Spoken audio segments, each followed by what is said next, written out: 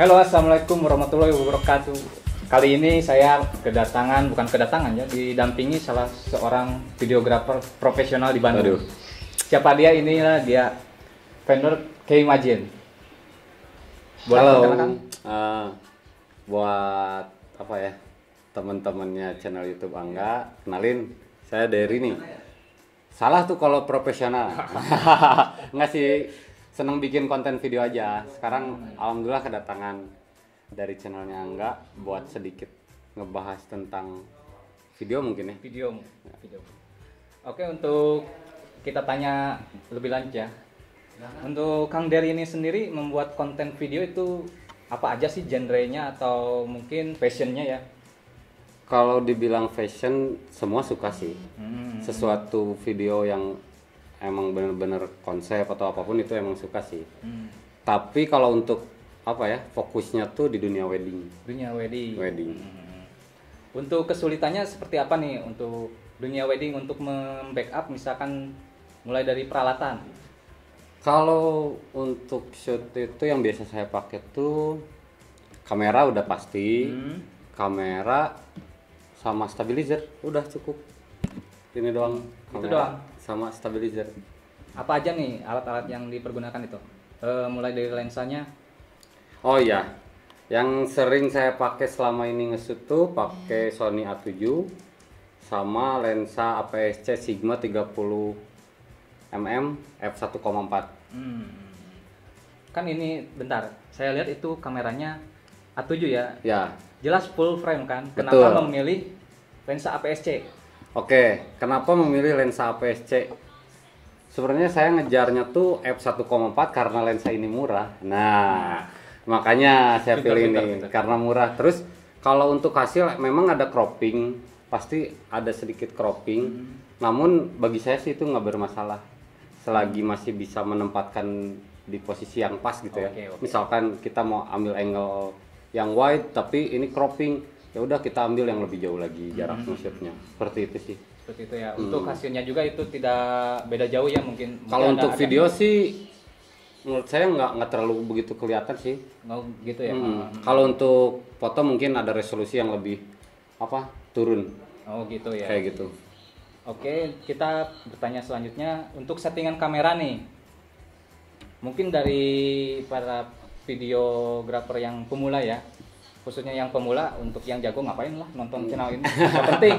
Karena Oke. kita juga masih belajar. Gitu, Sekarang gitu, kita gitu. masih belajar juga Betul, sih. Betul. Untuk settingan nih, seperti apa? Mungkin dari foto dan video jelas itu berbeda, mungkin ada juga yang sama. Untuk settingan sih gimana kita kebutuhannya dulu ya. Kalau misalkan kebutuhan kita untuk slow motion atau untuk ya kalau nggak penting-penting banget slow motion ya udah kita ambil 24 fps aja. Kayak gitu. Nggak jauh sama kayak foto, ada ISO juga, shutter speed juga harus diatur itu. Kalau misalkan kita mau pengen bikin slow mo yang sekarang banyak lah yang pakai slow mo, itu di 60 fps sudah bisa. Oh, iya, 60 fps. Nah, untuk hitungan shutternya itu biasanya tuh fps dikali 2. Karena buat apa kali 2? Karena pergerakan manusia itu biar real. Real aja kelihatannya gitu.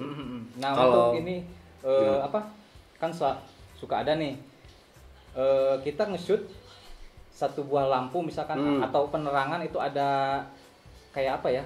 Flicker. Oh iya itu. Oh, yang itu gimana? kedip-kedip. Betul. Kedip-kedip. Kedip-kedip. Nah, oke.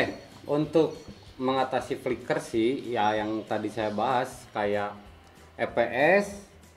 Misalkan kita pakai 60 fps kali 2 ya, misalkan 120 kalau misalkan di settingan kameranya di Sony ini tuh paling 125. Kalau nggak 125 juga shutternya bisa pakai 100. Yang penting mendekati ya. Mendekati. Kita cari aja di shutternya misalkan footage-nya masih flicker nih, kita kurangin shutter sampai nemu di titik yang nggak flicker kayak gitu. Gitu Oke, aja. oke. Itu intinya pada flicker tuh pada shutter speed sih. Kalian atur aja shutter speednya. Oke, untuk Kayak penggunaan lensa nih, biasanya Kang Dery ini menggunakan yang manual atau auto, kan itu untuk movingnya itu agak cepet ya mungkin. Ada yang cepet juga, ada yang tidak juga dari Betul. kameranya tersendiri. Untuk pengambilan gambar masalah autofocus atau pakai manual, balik lagi kebutuhan. Kalau misalkan kita emang bener-bener pengen tajam ke satu objek, ya udah terus kameranya stay, lebih aman kita pakai manual aja biar fokusnya nggak lari-lari. Kayak gitu. Kalau misalkan kita moving pakai manual tuh emang susah sih karena moving berubah gitu kan. Otomatis kita pakai autofokusnya juga. Kayak gitu. Nah, untuk manual dan autofocus kan Kang Dari ini mungkin cukup dibilang sering juga memakai Zhiyun ini kan.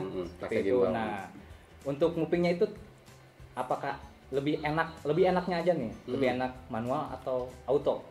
Kalau untuk si lensa ini auto udah enak sih. Auto udah enak ya. Auto udah enak dengan misalkan pencahayaan yang pas. Dengan pencahayaan yang pas tuh autofokusnya nggak akan lari-lari kecuali emang di belakangnya ada over yang kayak gitu-gitu. Nah, itu agak susah juga sih. Iya, betul juga. Harus pakai manual. Betul. Ya pinter-pinter kalian deh. Kayak gimana ngakalinnya kayak gitu. Itu trik dari saya sih kalau misalkan pengen movement terus si objeknya move juga, terus pakai gimbal juga, terus pencahayaan di belakang over, itu kan rentan banget fokusnya lari-lari, jadi pakai manual cuman diatur dulu segimana jaraknya. Nah setelah objek itu jalan sama si gimbal kita nge-shoot tuh jangan jauh beda, jadi tetap fokus kayak gitu. Nah, kalau pengen gitu ya. amannya kayak gitu sih. Oke, dan kali ini saya akan menanyakan satu lagi nih. Boleh. Satu lagi itu antisipasi over pada video. Ya, salah satunya yang saya tahu pakai filter sih. Iya. Filter apa sih itu namanya? Betul. Jadi tadi yang saya bilang itu tuh wajib ya kayak FPS kali 2. Nah, gimana nih Bang kalau misalkan kita syuting di luar dengan pencahayaan yang keras kayak gitu kan. Betul. Yang memerlukan shutter speed yang tinggi gitu kan. Gimana itu ya caranya? Yang sering saya pakai tuh pakai filter. Pakai filter ya, jangan kalian Betul. hajar shutter tinggi gitu sampai full gitu ya. Terus app-nya pengen rendah gitu Nah, atau iya. bukan gede itu. Wah, itu sangat salah sekali. Iya. Nah, inilah cara untuk mengantisipasi seperti itu ya. Betul. Triknya ya yang tadi Kang Angga bilang bisa pakai filter, ada banyak kok filter. Tapi yang biasa saya pakai tuh, ini ada contohnya nih. Nah, filter variabel ND. Jadi kalian enak, ini bisa atur aja sama kalian, misalkan segimana ini tuh bisa diputar. Kalau lebih detail ini bisa diputar ya. Bisa diputar ya. Nah ini bisa diputar kayak gini. Jadi kalian cari titik yang mana pas, biar pas aja nggak over. Nah ini bisa diputar. Jadi dengan filter ini bisa ngebantu settingan shutter kalian tetap pas, terus aperture-nya juga bisa menghasilkan yang bokeh. Kayak gitu. Mantap. Nah, ini kan kita suka plan ya nih. Antara 60 fps Dengan sama 50 fps. Oke. Kalau 50 sama 60 itu kan perbedaannya antara NTSC sama PAL. Nah, Apa sih itu NTSC sama PAL? NTSC kebalik atau enggak ya? NTSC itu biasa yang dipakai di luar negeri. Kalau PAL itu di Indonesia.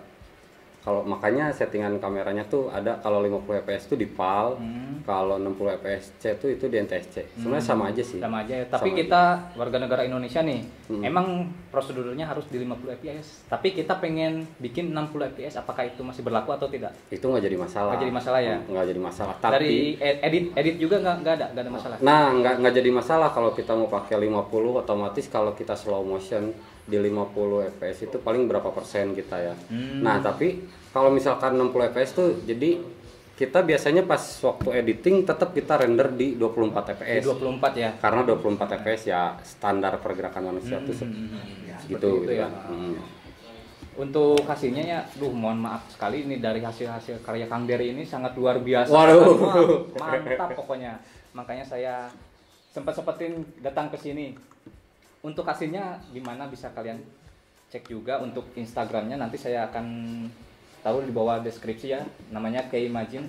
Itu sangat apresiasi saya untuk belajar video juga nih. Walaupun saya bukan ini ya, nggak bisa lah dibilang nggak bisa. Sama lah kita di sini belajar bareng, sharing bareng. Betul. Nah untuk kali ini mungkin akan lebih berbeda ya dari konten-konten sebelumnya. Saya mereview itu kamera dari hasil kamera. Mungkin semoga kalian berkenan dengan hasil konten hari ini. Amin. Dengan Kang Dery.